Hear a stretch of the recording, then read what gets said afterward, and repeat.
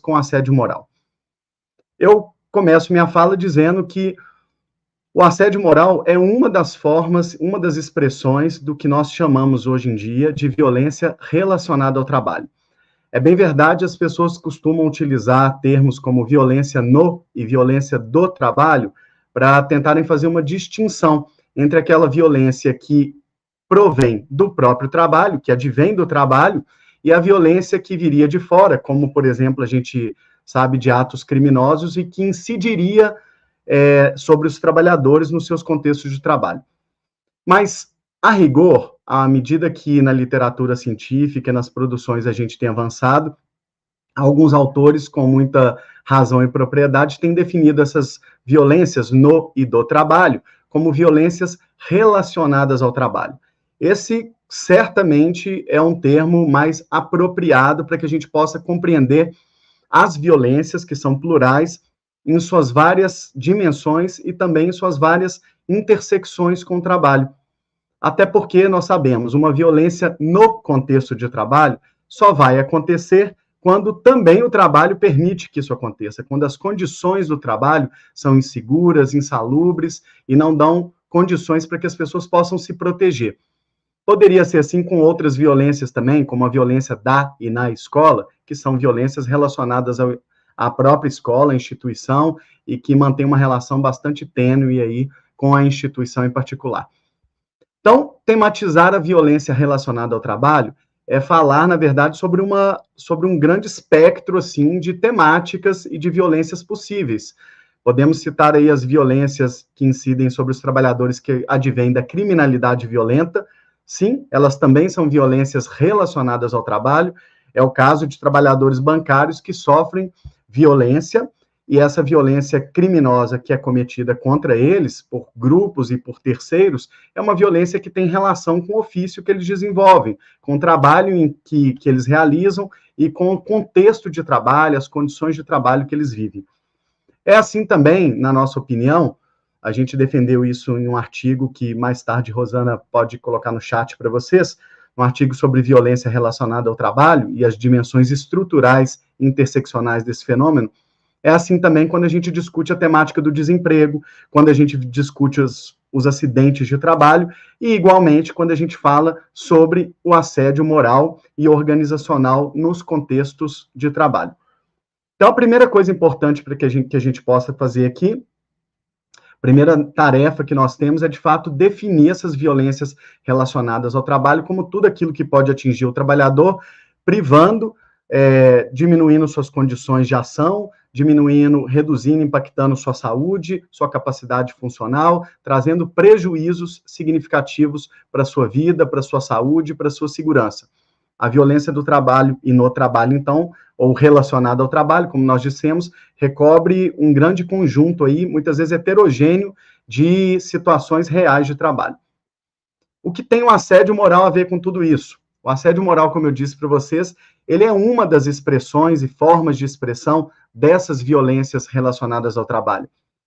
Esses debates, eles não são necessariamente recentes sobre o assédio moral, ele já vem da década de 80, com Hans Lehmann, depois, um pouco mais adiante, na década de 90 e na virada do século, com a Marie-France Hirigoyen, que é uma francesa, uma psicanalista francesa, e também no nosso país, com o pioneirismo da Margarida Barreto. Mas é verdade que se a gente teve pelo menos esses 3 precursores para debate dessa temática, a perspectiva que no nosso país ganhou maior evidência, maior visibilidade e destaque foi a perspectiva da francesa Marie-France Hirigoyen, que é uma vitimóloga e uma psicanalista. Bom, de um lado, a gente entende que a visibilidade que a perspectiva dessa autora ganhou, ou a temática ganhou a partir dessa autora, tem sua relevância, porque fez descortinar no mundo do trabalho uma espécie de mal-estar que as pessoas não conseguiam nomear. Então, na medida que o termo assédio moral aparece no nosso contexto e nos contextos laborais, na justiça do trabalho, para os sindicatos, para os trabalhadores e as trabalhadoras, e assim por diante, as pessoas ganham um nome para poder falar quando elas falam do seu mal-estar, tal como hoje a gente vê acontecer também com burnout e outras formas aí de adoecimento. Os trabalhadores, então, passam a falar sobre assédio moral sempre que sentem um desgaste profundo produzido por violências relacionadas ao trabalho. Não necessariamente esse termo sempre foi usado de maneira correta, mas também a gente não vai desqualificar o uso desse termo por parte dos trabalhadores. Porque se alguém, mesmo que de forma equivocada, como trabalhador ou trabalhadora, chega a utilizar a expressão sofro assédio moral ou assédio institucional, organizacional no trabalho, essa pessoa está se referindo a situações de violência, de mal-estar e outras tantas possíveis que podem, de fato, estar atingindo nesse contexto laboral. Mas então, quando a gente olha para a expressão assédio moral no trabalho, ela se tornou realmente um guarda-chuva para que as pessoas falassem desse mal-estar. E ela foi apropriada pela psicologia, foi apropriada pelos sindicatos, também pela Justiça do Trabalho. Qual foi exatamente assim o ganho e o problema dessa apropriação a partir da obra da Marie-France Hirigoyen? A Marie-France Hirigoyen é uma psicanalista e ela trabalha com uma certa perspectiva da psicanálise, entendo que não a única perspectiva possível, de tratar o assédio moral, sobretudo, como um conflito que decorre de estruturas de personalidade. Essa expressão é muito utilizada nas obras dela, e ela vai dizer, por exemplo, que o assédio moral ele decorre de um certo choque entre personalidades. De um lado, uma pessoa perversa, narcisista, e de outro lado, uma vítima. E aí nós temos uma cena ou um cenário em que o assédio moral ele acaba sendo reduzido em todas as suas dimensões a um fenômeno de relações interpessoais, como se fosse, na verdade, suficiente para entender e também enfrentar o assédio moral, compreendê-lo à luz das estruturas de personalidade individual ou da constituição subjetiva de cada um de nós. Se de um lado a gente jamais retiraria da cena qualquer menção ou certas menções a aspectos que são individuais e interpessoais no assédio moral, de outro lado, quando a gente faz a leitura desse fenômeno sob a perspectiva vertente da psicologia do trabalho, a gente vê o conflito interpessoal apenas como uma espécie de epifenômeno. É aquilo que aparece, digamos assim, para usar uma metáfora que utilizo muito, na ponta de um iceberg. A ponta de um iceberg são os conflitos interpessoais, os conflitos nas relações humanas que a gente visualiza no assédio moral. Ali também se visualizam antipatias, simpatias e tantas outras expressões que as pessoas utilizam para se referirem aos outros no contexto de trabalho, dizendo, no final de contas, que não foram muito bem com a cara do colega, ou que entraram numa situação de conflito e até de perseguição por conta de um mal-estar ou porque não tiveram simpatia. A Marie-France vai tratar isso sob essa perspectiva e essa lógica da psicanálise que ela utiliza, entendendo que a incompatibilidade entre essas estruturas de personalidade vai fomentar esse conflito. E, principalmente, esse conflito vai ser produzido e o assédio moral vai ser realizado por uma pessoa perversa, narcisista. Aquela pessoa fria, calculadora, calculista, manipuladora, uma pessoa que, enfim, não tem sequer um pingo de empatia na relação com os demais, que consegue ver sofrer as outras pessoas, assiste isso, enfim, de alguma forma, sentindo inclusive prazer.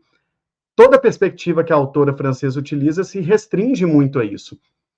E subtrai do nosso campo de visão, do nosso horizonte, aspectos que são fundamentais numa análise que a gente acredita ser mais aprofundada e correta sobre o assédio moral. Eu disse para vocês, a gente tem aqui uma figura para entender o assédio moral de um iceberg. Quero que vocês imaginem isso aí. Na ponta dele, a gente tem aqueles conflitos interpessoais, mas isso é só a parte visível do assédio moral. Esses conflitos com fortes cores emocionais, com esse colorido de relações humanas, ele de fato pode acontecer e acontece nos contextos de trabalho, mas a realidade é que essa é apenas uma das camadas desse fenômeno. Quando a gente discute as violências relacionadas ao trabalho, é importante que a gente coloque, e o assédio moral também vai obedecer a esse determinado critério, que a gente entenda as violências relacionadas ao trabalho no marco das violências estruturais, aquelas que decorrem do conflito, por exemplo, capital-trabalho. Vejo tanta gente tentando subtrair das suas análises o conflito capital e trabalho, e sempre levando as análises para o campo das relações interpessoais. E daí a gente acaba desembocando em perspectivas muito superficiais da psicologia para tratar e cuidar de fenômenos relacionados ao trabalho, sobretudo os conflitos. Mas é muito fundamental para nós que a gente não se iluda e que a gente possa restituir para o campo de análise o conflito capital e trabalho. Esse conflito tem várias significações, não é possível aqui tão rapidamente explicitar para vocês, mas basicamente, se a gente quiser, existe um ciclo de acumulação do valor, desse valor que se valoriza, desse tipo de modalidade de relação social, do valor que se valoriza, que constitui a fórmula do capital, que aí explora, expropria a força de trabalho de outra pessoa de diferentes formas e de muitas maneiras, inclusive utilizando como um de seus instrumentos a violência gerencial, ou a violência do assédio, que nas mãos do capitalismo se torna também instrumento de gestão da força de trabalho. Então, vejam só, a gente tem assédio moral, quando a gente lê esse fenômeno numa perspectiva estrutural, como um sintoma de determinadas maneiras de organização e gestão da força de trabalho. Essas maneiras de organização e gestão da força de trabalho, elas não foram construídas numa espécie de vácuo, de vazio social, elas foram construídas num tempo histórico, num tempo onde há relações sociais de produção muito específicas e num contexto sociocultural. Se a gente retira isso da nossa análise, a gente simplesmente tirou toda a raiz desse fenômeno que a gente pretende estudar. Aquilo que dá lastro, que dá base para o assédio moral, inclusive, acontecer e para tantas outras formas de violência. As violências estruturais, ou a dimensão estrutural da violência, que é o assédio moral, é essa violência que começa nesse marco conceitual do conflito capital-trabalho. Mas não é a única dimensão possível para a gente examinar a violência relacionada ao trabalho e tampouco o assédio moral. A gente poderia e deveria, inclusive, quando estamos numa perspectiva da saúde do trabalhador e da trabalhadora, porque falamos de todos, restituir a nossa discussão, reivindicar para essa discussão as dimensões interseccionais das violências relacionadas ao trabalho.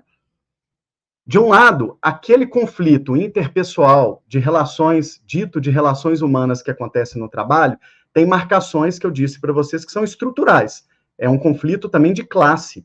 É um conflito atinente à classe, a quem explora e a quem é explorado no cotidiano de trabalho, tendo muitas vezes de fazer o seu trabalho numa gestão da escassez, na gestão na ausência de recursos suficientes para poder conduzir a sua tarefa.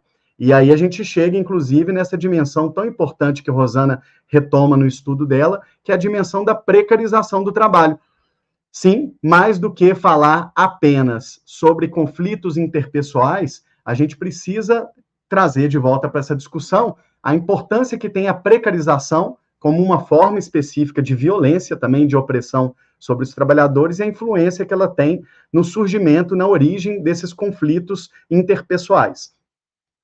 O que eu estava dizendo para vocês, então, é que, na perspectiva da Marie-France Irigoyen, que ganhou tantos leitores no nosso país, que incidiu sobre o Poder Judiciário, também sobre os sindicatos, sobre as cartilhas. Uma boa parte das cartilhas sobre assédio moral no nosso país foi feita utilizando a obra da Marie-France Irigoyen. O assédio moral é ali definido como uma conduta abusiva, reiterada, que pode prejudicar a saúde da pessoa e, inclusive, a permanência dela no trabalho. Isso é verdadeiro. O que não é verdadeiro são as causas que ela elenca, que ela elege para discutir o assédio moral. E aqui eu estou dizendo para vocês e repito, o assédio moral não pode ser compreendido, sob a nossa perspectiva, como um conflito apenas de relações interpessoais ou entre estruturas psíquicas. Não se trata disso e a gente precisa aprofundar um pouco a discussão para alcançar essas camadas mais profundas. Uma delas é o próprio modo de produção e que incide sobre os trabalhadores, tanto o capitalismo e a feição neoliberal do capitalismo que nós temos, que terceiriza todos os seus custos para os trabalhadores e lhes cobra depois criatividade e resiliência para lidar com situações de ampla e extrema precariedade. Praticamente todos os contextos de trabalho que hoje eu conheço, os trabalhadores e as trabalhadoras de maneiras diferentes, têm de lidar com isso, em diferentes graus. É uma precariedade, ausência de recursos e cada vez mais pedidos para que as pessoas retirem de si recursos para suportar situações que são insuportáveis. O que tem sido no nosso tempo, por exemplo, a prática e essa incidência, essa cantilena até tóxica, digamos assim, de certos discursos motivacionais, de que a gente tenha, não de ter recursos mais compatíveis para a gente realizar o nosso trabalho, mas que a gente tenha de suportar situações insuportáveis. O trabalho da psicologia do trabalho, a nossa atividade como pesquisadores, profissionais que fazemos intervenção, não é, na verdade, só oferecer escuta para as pessoas. Isso é muito importante. Mas o nosso trabalho é transformar o trabalho também. É cuidar do trabalho. E cuidar do trabalho precarizado. Cuidar para que ele seja um trabalho diferente e que oportunize para as pessoas criatividade, vida, promoção da saúde. E não morte, adoecimento e tanto sofrimento quanto a gente vê, acidente de trabalho, quanto a gente vê no nosso contexto e no nosso país. Aliás, um país recordista em acidentes de trabalho, mutilantes, incapacitantes e tantos outros aí. Então, sob a perspectiva da psicologia do trabalho, a gente precisa fazer essa leitura, trazer de volta a dimensão estrutural específica do assédio moral, que muito rapidamente eu expliquei aqui para vocês, mas que explico com mais profundidade nos textos sobre a temática publicados na Revista Brasileira de Saúde Ocupacional, tanto o texto sobre assédio moral, quanto da violência no trabalho, dimensões estruturais interseccionais, quanto a gente precisa trazer de volta outras dimensões, que a gente chama de interseccionais. Aqui, quando a gente pensa a violência relacionada ao trabalho, é a teoria da interseccionalidade do feminismo negro que nos auxilia a pensar e a ir mais longe. Porque o nosso país é um país que manteve pessoas em situação de escravização por pelo menos ou cerca de 388 anos. O último das Américas, ele foi abolir a escravidão. Então, vocês imaginem, a escravidão, ainda que pareça para muitas pessoas coisa do passado, ela continua nos assombrando. E também aquela feição colonial, a mentalidade gerencial e colonial do nosso país, permanece. Permanece no sexismo, permanece no racismo, permanece na homofobia e permanece de muitas outras formas, no capacitismo. Mentalidade colonial essa que vai atravessar todas as nossas relações de trabalho, construindo, por exemplo, lugares de privilégio para as pessoas brancas e para as pessoas que se enquadrem naquele modelo do colonizador europeu, e, claro, colocando na hierarquia social mais baixa mulheres negras, pessoas negras e pessoas que possam ter marcações sociais da diferença que sejam desqualificadas na nossa sociedade. Pensar, então, a violência relacionada ao trabalho é pensar as estruturas de classe, sim, ainda que a gente possa reconhecer que as relações de poder, elas não estão necessariamente só centradas em uma pessoa, em um lugar, mas também seria muito relativismo imaginar que não há relações de poder centradas na classe social. E basta a gente viver na nossa sociedade para a gente perceber o tamanho da desigualdade que as pessoas experimentam a depender da sua classe social. Vamos pensar aí, por exemplo, no atendimento que elas recebem em todos os serviços públicos no país e nos serviços privados. No atendimento que elas recebem em bancos, em lojas, no comércio, em qualquer outro lugar que a gente quiser pensar. A classe, ela incide sobre as pessoas e ela tem um efeito muito importante sobre as violências relacionadas ao trabalho. Assim como também há um efeito muito específico das marcações de gênero, de raça, de deficiência, de nacionalidade e tantas outras aí, de idade, tantas outras possíveis, mas destaco aqui primeiro raça e gênero. Então, as estruturas e as dimensões de classe, raça e gênero são muito fundamentais quando a gente quer compreender as violências relacionadas ao trabalho. E aí voltamos ao debate sobre o assédio moral relacionado ao trabalho. O assédio moral relacionado ao trabalho, o assédio moral no trabalho, é um tipo de violência e, como um tipo de violência relacionada ao trabalho, é atravessado por essas dimensões que eu citei aqui. A dimensão de classe, a dimensão de raça, a dimensão de gênero e outras marcações possíveis.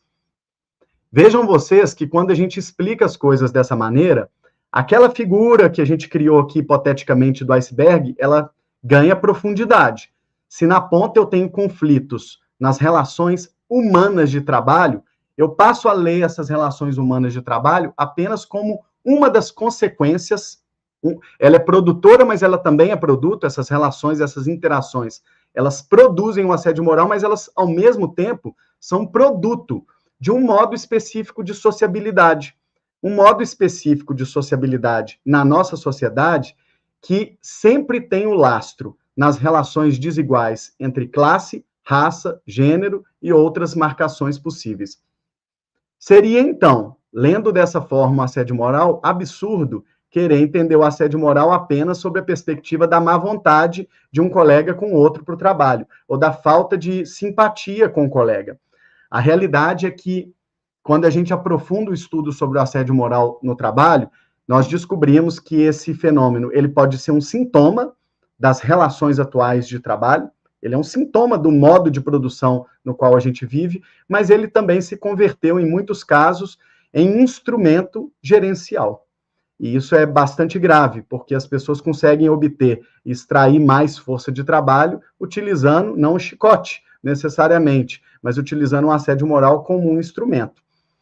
Um instrumento que produz danos psíquicos, que produz danos à saúde, que produz, por exemplo, transtorno de estresse pós-traumático, quadros depressivos, síndrome do pânico, e está relacionado a tantos outros problemas de saúde mental e sofrimento relacionado ao trabalho.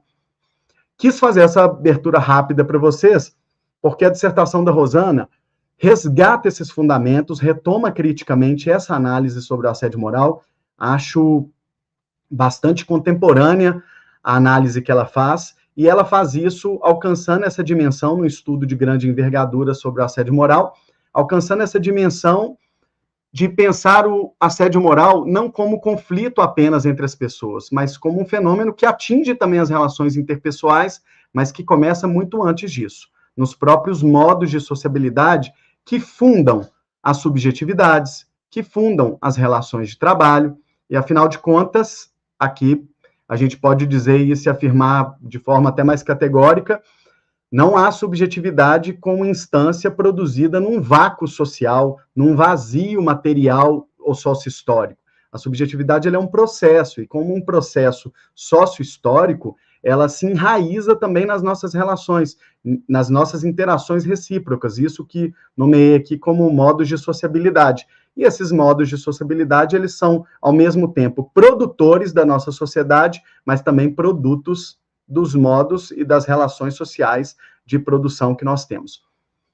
Alcançar a discussão sobre precarização, para ir finalizando minha fala, é alcançar uma dimensão muito importante, porque, na realidade, nós lemos o assédio moral como uma expressão do trabalho maltratado, como uma expressão daquela atividade que não pode se desenvolver livremente, de forma criativa e saudável. O assédio moral, então, impõe barreiras para a humanização das pessoas e até para a realização do trabalho, de muitas maneiras. Trabalhar e enfrentar o assédio moral significa cuidar, não apenas dos trabalhadores e das trabalhadoras, mas usando aí uma fórmula do Le Guin, um psiquiatra fundador, um dos fundadores da psicopatologia do trabalho. Antes das pessoas, inclusive, a gente precisa cuidar do trabalho. E olha que ele não dizia isso dizendo que a gente não precisaria cuidar das pessoas, muito pelo contrário. Ele dizia que, antes de tudo, a gente precisa cuidar do trabalho, porque ele estava muito atento ao fato de que essa esfera das subjetividades, ou da intersubjetividade, está sempre lastreada também na esfera objetiva, na esfera do trabalho. Então, cuidar do trabalho é também cuidar das pessoas. Cuidar para que o trabalho seja um trabalho cuidado, fonte de saúde, de criatividade e de poder de agir para as pessoas, é cuidar da saúde mental também. Fecho minha fala com essas palavras, agradecendo mais uma vez a vocês que nos escutam aqui, nesse canal tão importante, agradecendo a Rosana pelo convite que me foi feito para fazer essa abertura, fico honrado por isso. E desejo um ótimo seminário, que a gente possa seguir caminhando e discutindo bastante esse fenômeno, sendo esta, inclusive, a primeira de muitas outras oportunidades, assim eu espero. Muito obrigado, pessoal.